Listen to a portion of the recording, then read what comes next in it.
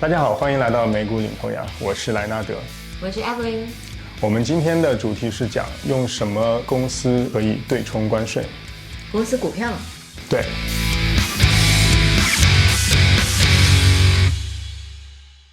关税是可以通过一些公司股票来对冲的，当然还有债券、黄金什么的，这个我们后面具体说。我们现在录视频的时间是7月5号，所以我现在不知道7月9号关税到期到时候到底会怎么样啊。但是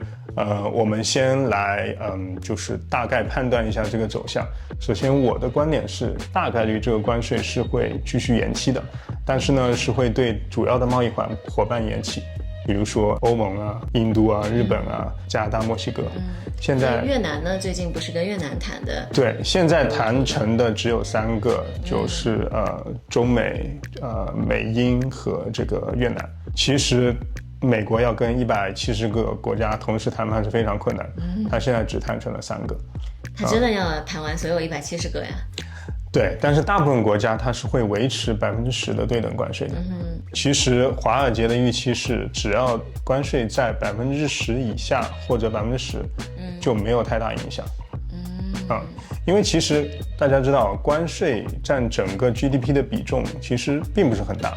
首先，贸易 trade 占 GDP 的比重只有10%。但是呢，这10%如果发生问题的话，那也会影响到整个大盘标普500可能会跌10%，这也就是今年为什么年初加关税市场会有这么大反应的原因。但实际上最后还是要落到标普500公司的每股盈利上，还是要落到这些公司最后的财报上面。如果这些公司财报最终没有问题，其实大盘还是会涨回来。这就是为什么其实大家可以看到今年标普500又创新高了，那是因为第2季度标普500公司的每股盈利财报又涨了4%，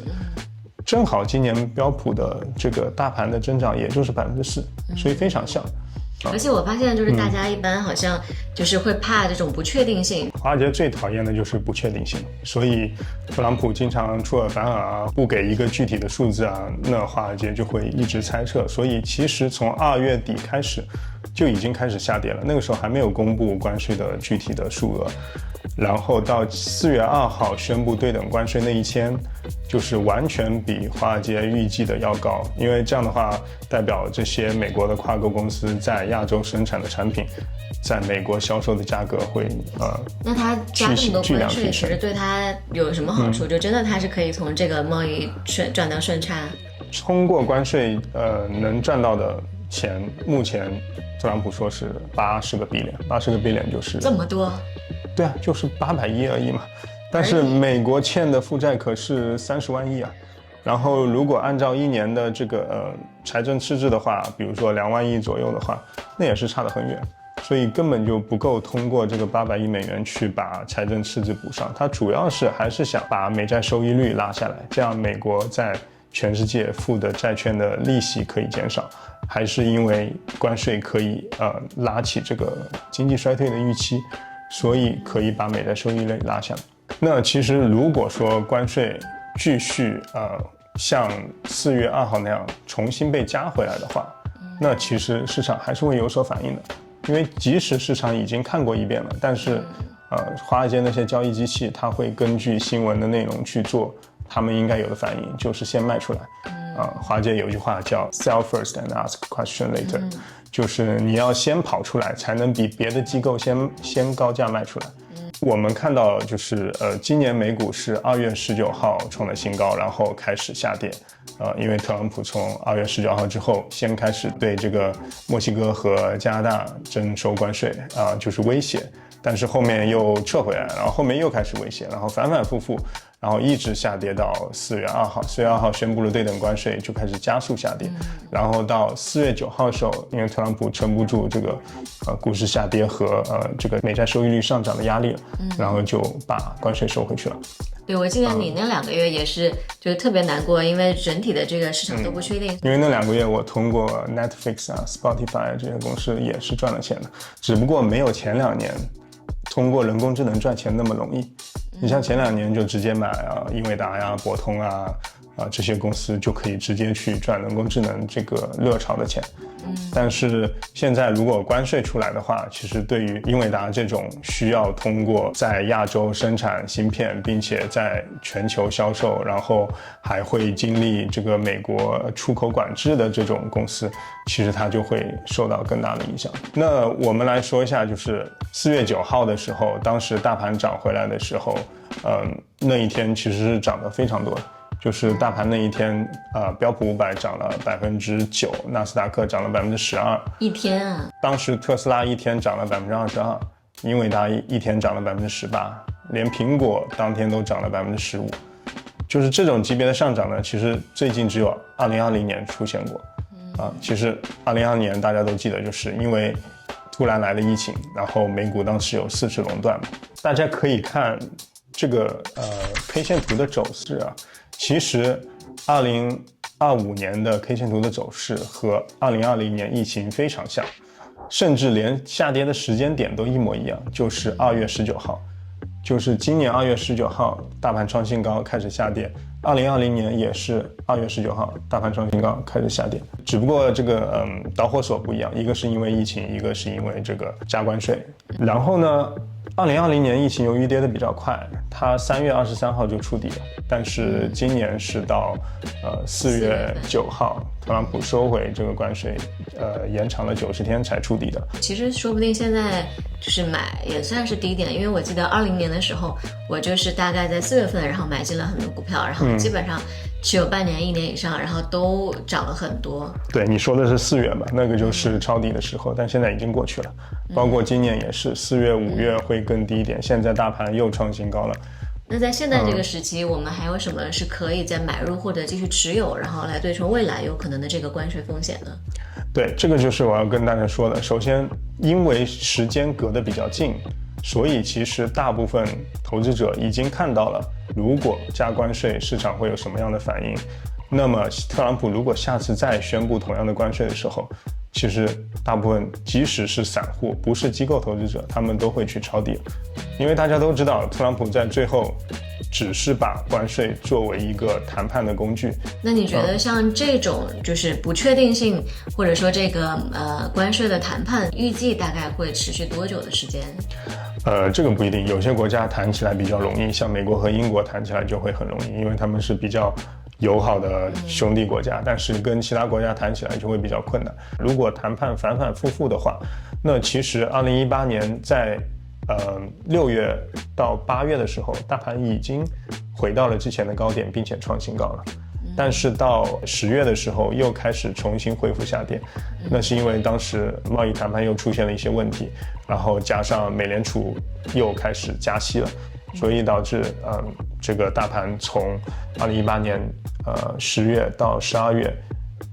跌进了熊市的区间，也就是20%。那接下来我们就说一些具体的股票。我的这个观点就是，其实不管是加不加关税，我们都有不同的股票可以去买，可以用来去这个跟上这个走势。如果不加关税，或者关税加的和预期差不多，甚至比预期要少的话，那就继续持有之前的公司，比如说像这个亚马逊啊、谷歌呀、Meta 呀这些。首先呢，就是我最喜欢的流媒体公司 Netflix 和 Spotify。这个以后我们会具体做专题节目讲，因为我非常喜欢 Netflix，包括 Spotify。然后呢 ，Netflix 呢，它现在已经有3亿的付费会员了，全球付费会员。但是呢，最近由于它出了这个广告版的增长也非常迅速。对啊，我发现它出了广告版之后，它的那个用户订阅量反而更多了。对，因为 Netflix 是一个面向全球的广告平台，包括最近刚出的新闻说 NASA 就是美国航空航天局，也会把以后的这些，比如说像登月啊这种专题，对直播都放在 Netflix 来做，因为只有 Netflix 可以面向全球观众去播出。Netflix 由于它不做进出口贸易，所以它只做流媒体，它只收会员费的话，它有比较稳定的现金流，并且不会受到贸易政策的影响。今年 Netflix 唯一出的坏新闻就是特朗普说威胁 Netflix 如果在其他国家拍的电影不过都要就他这样加收关税说确实也合理，就是因为如果说像 Netflix，它如果在别的国家去做这些投资，或者说去拍摄电影的话，就其实也相当于一个外资公司，然后在当地就进行了一些提供了一些创业的一些机会，或者说一些就业的机会。然后也相当于一个就是公司就是在当地做投资。因为 Netflix 如果是在比如说英国拍的电影，那它创造的就业就在英国了，就不在美国了。所以特朗普希望 Netflix 回到美国来拍电视剧电影，太霸道了吧？但是在美国拍成本高啊。对啊，对啊，美国人工成本贵啊，所以而且如果要面向全球的观众，那对啊，有不同国家要有一些本土化的电影拍摄嘛，比如说韩国的就得在韩国拍，它就会拍得更好嘛。就是 Netflix 现在在全球扩张呢，其实美国已经不是它最重要的区了，它主要是在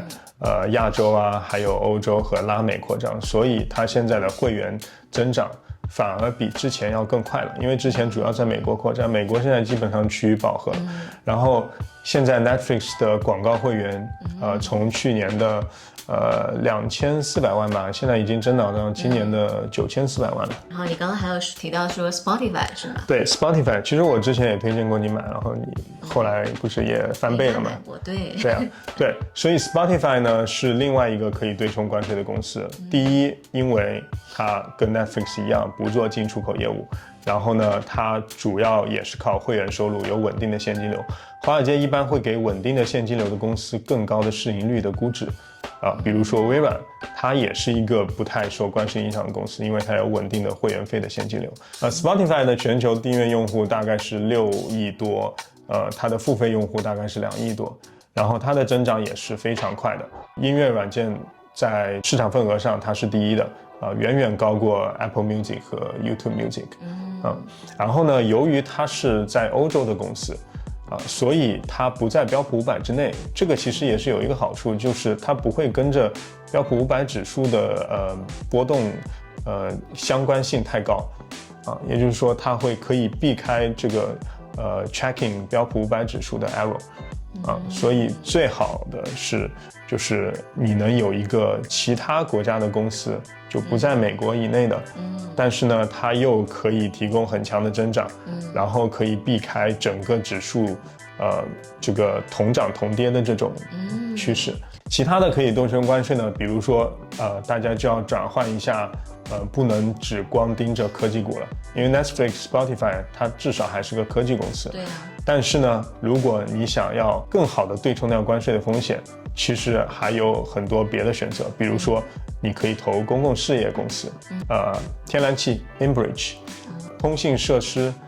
像 American Tower 是 AMT，Crown Castle CCI， 然后呢还可以投水利公司，比如说 American Waterworks，还有垃圾处理公司，比如说 Waste Management。这些公司是完全不受关税影响，因为它就只在美国境内。对，因为在本土经营，然后呢，它没有进出口贸易。公共事业在牛市的时候是涨得不好，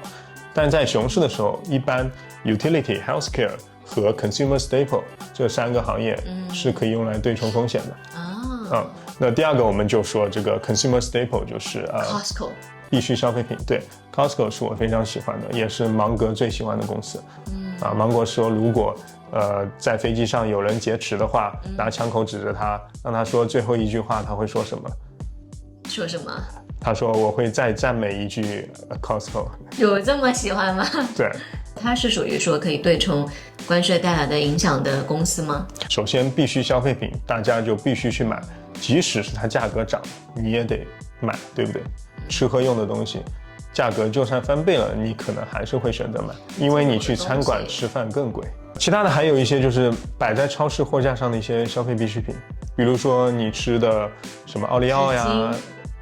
这些也有。纸巾，我发现真的北美人一遇到就是经济衰退或者有什么大新闻，就去超市狂抢购纸巾。如果是纸巾的话呢，其实就是 Kimberly-Clark 比较能对冲经济衰退的。代码是什么？KMB。对，包括疫情期间也是 Kimberly-Clark， 因为大家当时抢纸巾嘛。真的，我觉得北美好奇怪，为什么大家都抢纸巾？必需消费品呢，就是还有比如说，你吃的各种饼干啊、巧克力啊，比如说那就是Mondelez，还有 Kraft Heinz 啊，或者是可乐啊、Coca-Cola， 还有比如说那些调味酱啊，什么这个亨氏。对，还有 KDP，还有这个Campbell Soup， 这些就是你一定会买的那些罐头产品啊。我没有要买，老外一定会买的。对，还有就是Philip Morris， 就是烟草公司，当然沃尔玛也可以。但是呢，他们毕竟还是超市。如果说你要买更便宜的，比如说衣服，可以去 TJX，就是在美国叫 TJ Maxx。然后还有就是Dollar General， 就相当于加拿大的 Dollarama。对，这两个是在加关税过程中涨得非常好的。Dollarama 是加拿大神股，这个我们以后说。其他还有一些超市，比如说像 Kroger， 然后还有这个BJ Wholesale， 也是一个像 Costco 一样的这种大型仓储超市。我感觉就是这种时候不是应该都去囤黄金吗？那黄金在这种关税战，对，黄金是可以这个抵御，第一是抵御通货膨胀，第二是抵御经济衰退，第三可以抵御关税。因为黄金，我们不是说买黄金本身，买黄金本身当然也可以啊，大家可以买黄金的 ETF， 比如说 GLD、GDX、NUGT NUGT 呢就是黄金矿股的一个联合的ETF 了，黄金矿股比如说最大的是 Newmont， 代码叫 NEM， 然后还有巴里克黄金 Barrick Gold， 然后呢其他一些小一点的黄金公司，比如说 Alamos Gold 就是 AGI、Eldorado Gold、Omni Gold，这些黄金小一点的公司，当然也是10 billion 以上的公司，不是毛票。不光是关税贸易战期间，即使是有地缘政治巴以战争啊，或者是以色列伊朗战争啊，这些时期它都会涨。那接下来还有什么行业可以对冲关税的风险呢？比如说医疗行业。医疗行业呢，比如说美国的药店CVS。这个就是相当于加拿大的 Shoppers，由于它不受经济周期影响太大，不像银行业啊或者是能源行业啊受这个利率和能源价格影响非常大。医疗行业的在经济周期里是可以穿越牛熊的，那主要是看有没有这个研制出新的药，比如说 AMGN、礼来、Eli Lilly、LLY，但是这两个公司最近这个都碰到一些问题，所以它股价停滞了。但是，一旦有加关税的风险，这些医疗公司还是会涨比如说 Vertex 这也是我比较喜欢的公司VRTX， 还有 HCA 也是 Healthcare， 还有吉列德 GILD 然后DGX 也是一个诊断公司。这些医疗行业或者医疗的这个产业，它就很受它像你刚刚说的，就具体出了什么新的一些优惠政策或者说产品，那我感觉它对关税的就是敏感度就不高，但抵抗风险也没有很大，就是跟它确实没什么关系，但是也没有什么涨幅。对，因为当市场整体下跌的时候，那投资者就会找一个避风港，那他们就会去收入稳定的行业，比如说Meta 亚马逊，它就会因为这个加关税导致比如说亚马逊上面的商品价格上升了，那它的盈利可能会下降。Meta 主要是靠广告收入，由于中小广告商的产品价格上升了，导致消费者买的少了，那它广告预算就减少，那它的股价就下跌。但是这些医疗公司你还得去买药，它的现金流不会变，如果有稳定的现金流，那它的股价就会能更撑得住，所以投资者就会把钱转到一些这个医疗公司上，只是用来短期避险。对，包括黄金也是一样，你如果长期持有黄金是跑不赢标普500和纳斯达克指数的这就是为什么巴菲特坚决不持有黄金。他知道黄金会涨，包括巴菲特也不买房子持有房地产，他知道房地产会涨，但是呢他觉得即使单纯持有标普500指数，即使只是持有增长比较强的传统行业，不碰科技股，它依然能涨过这个黄金和房地产。特别是在国内的这些就是股民或者说国内的普通的消费者，都会就是倾向于买黄金或者囤黄金，然后作为保值工具。对，其实大家可以看到，黄金从2011年到2021年这10年是没怎么涨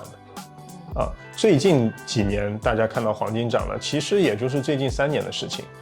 所以黄金虽然最近3年翻倍了，但是如果再往前推15年的话，黄金其实是涨得没有纳斯达克指数啊、标普500指数这些好的工具。这么说，我其实直接用标普500或者纳斯达克100去对冲关税风险不行吗？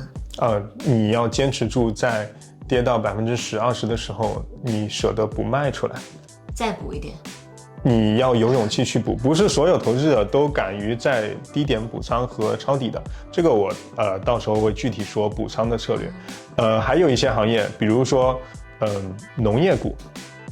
农业股就不会受这个关税影响太大，甚至还受益于关税。因为首先美国跟很多国家谈判的筹码都是你要购买美国的大豆，你要购买美国的这个农产品，所以它会得到更多的政策优惠。所以农业股当然第一就是大家众所周知的 John Deere， 我知道吗？就是那个拖拉机那个公司，那一只鹿的 Nothing Wrong Like a Deer，那个 John Deere 是农业第一股。股票代码DE，它是农业股里最好的，这个是毫无疑问的。比如说像 Mosaic、MOS、NTR、Nutrient， 汽车配件行业也是可以抵御这个关税风险，甚至抵御经济衰退的。因为不管怎么样，大家都要开车，大家都得去修车，大家都得去换汽车配件。不是会从各个国家去进吗？对，但是我们说的是汽车配件零售商比如说美国的这个O'Reilly ORLY，AZO AutoZone，然后Goodyear 卖轮胎的叫固特异GT， 还有呢跟汽车稍微有点关系的就是 Uber 也是可以对抗关税风险的。Uber 今年也是增长比较好的，虽然它理论上来说也是个科技股，但是呢它没有跟随科技股波动太大，其实跟 Netflix、Spotify 和微软一样都比较坚挺Uber 虽然它也有货物业务，但是占它的Uber Freight 占它的总营收很小一部分，它主要还是靠这个打车业务和 Uber 的外卖业务。其他的就是交易所，比如说芝加哥期货交易所 CME， 比如说期权交易所 CBOE， 比如说TradeWeb 是用来做 OTC 和这个 Quote 的一个交易系统，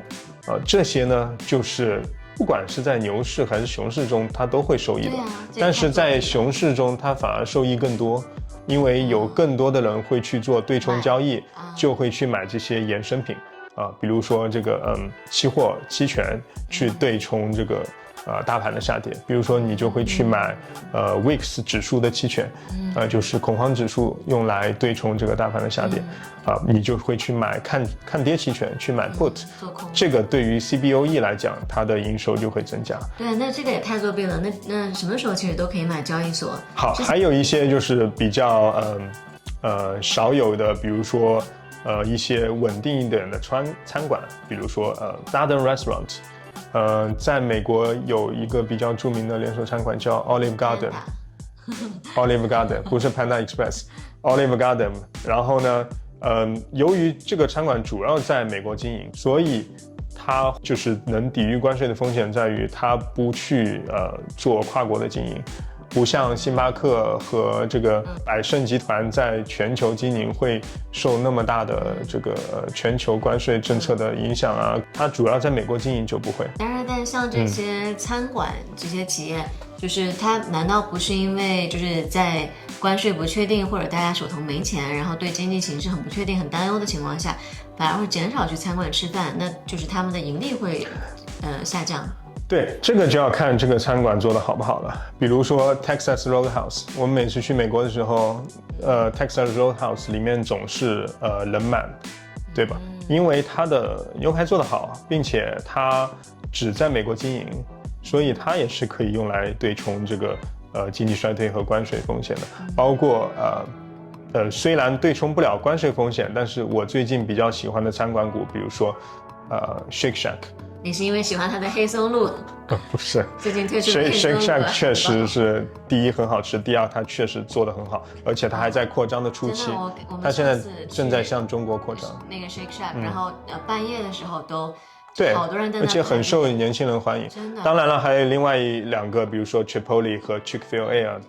好，最后呢，如果你不想投股票，其实不一定要持有股票，你可以去投黄金，你可以去投债券，去用来对冲风险，也可以去投bond fund。现在大部分 bond 是 discount bond， 就是在100的 par value 以下交易的 bond， 你可以拿到比较稳定的每个月的 coupon fixed income。因为现在是降息周期吗？现在降息周期债券就会涨，加息周期债券就会跌。对。然后呢，因为这个债券的价格跟利率是成反比的。好，还有其他的就是比如说短期躲避风险的货币基金 money market fund， 它就是跟随央行利率，它是不涨，但是它有利息。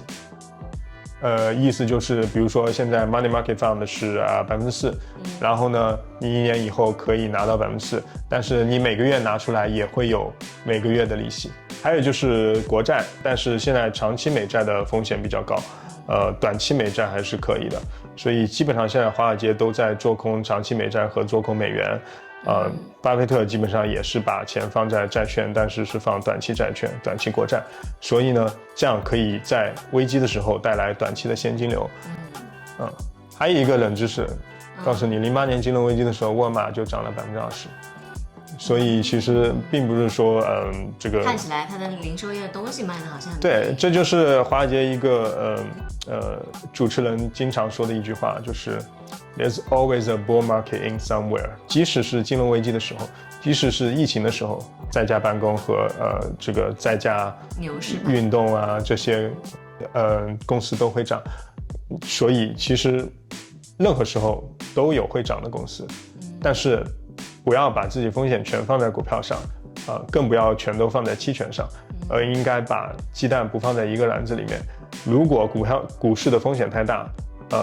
也不要去做空股票大盘，或者说去买 VIX 期权去做空，因为这个主要是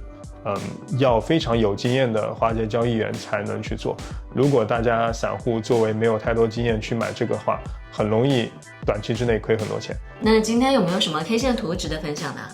好，那我们就回到刚开始说的3张图片，就是第一张是美股2020年标普500的走势，下跌的同一时间2月19号跟今年是一样的，然后反弹的走势也是差不多的，是一个 W 字样的反弹。但是2025年现在我觉得其实跟2018年对比会更加有参考价值，因为同样是贸易战，然后呢2018年也是一样，就是到7、8月的时候大盘重回历史新高。但是你可以看到 K 线图从2018年的下半年，一般来讲的话，按季节性来讲的话，9月、10月都是跌的，但是一般10月是触底的时候，但是当时由于美联储又加息了，所以到12月底才触底，2019年1月才恢复上涨，然后还有一般2月、3月都是下跌的时候，但是3月底一般都是触底的时候。比如说08年金融危机触底也是在2009年的3月9号，所以如果出现接下来8月、9月、10月的下跌的时候，其实一般来讲10月就是另外一个可以抄底的点了，因为这就是 seasonality， 就是华尔街的季节性。一般来讲10月是一个比较好抄底的点。如果贸易谈判出现反复，也有可能出现18年那种情况，就是到年底才有可能触底，甚至说美联储如果降息非常晚的话，因为美联储鲍威尔说了，如果不是因为加关税，其实他们到现在已经开始降息了，但是呢今年一直在稳住没有降息，主要是怕关税带来的通货膨胀影响。我的观点是关税不会造成通货膨胀，即使造成也是一个 one time effect，一次性效果。但是美联储现在内部的分歧很大，如果美联储下半年继续保持不降息的话，那也有可能重演18年的情况，就是可能大盘到下半年的时候就会开始横盘甚至下跌。如果美联储能正常的在现在预计的9月和10月甚至12月降息的话，当然7月降息就更好。如果能正常的降息的话，那大盘的话就不太可能出现18年的情况，因为降息对整个市场一定是好的。包括最近减税法案也通过了啊，就是最新的消息，减税法案已经在众议院也通过了，接下来就会交到特朗普的办公桌上，然后他一签减税法案就通过了。标普500第一个季度的每股盈利是12%，第二个季度的每股盈利是4%，盈利确实下降了。但是标普500今年确实也只涨了4%到5%左右吧，所以非常符合标普500的盈利状况，所以其实归根结底，我的股票投资第一理念就是所有外部的风险，不管是关税啊，还是战争啊，还是疫情啊，还是经济衰退啊，最终结底都要回到标普500的公司每股盈利上。如果盈利还能上升，那大盘指数是一定要涨的。这个是短期来说，长期来说，所有人的养老金、退休金都在这个市场，那大盘指数长期是必须要涨的。所以如果说你长期投，其实我现在说的你都不用管，你就直接放着养老退休的钱放标普500就行了。如果说你是短期投的，那你想躲一躲短期的风险，去对冲一下风险，那是可以的。所以本期节目就是告诉大家，其实在关税触发下跌的过程中，并不是绝望的，并不是没有地方可以躲的，其实有很多资产可以躲，并不是要返回现金。当然了，现金永远保持10%的仓位，这是我一直说的，这个是没问题的。包括黄金，永远保持5%的黄金仓位也是没有问题的。那你今天讲了这么多的公司，那假如说你今天被劫机了，然后在飞机上绑匪问你，你非要选一家公司留下，你会选哪家公司？ Netflix 我就知道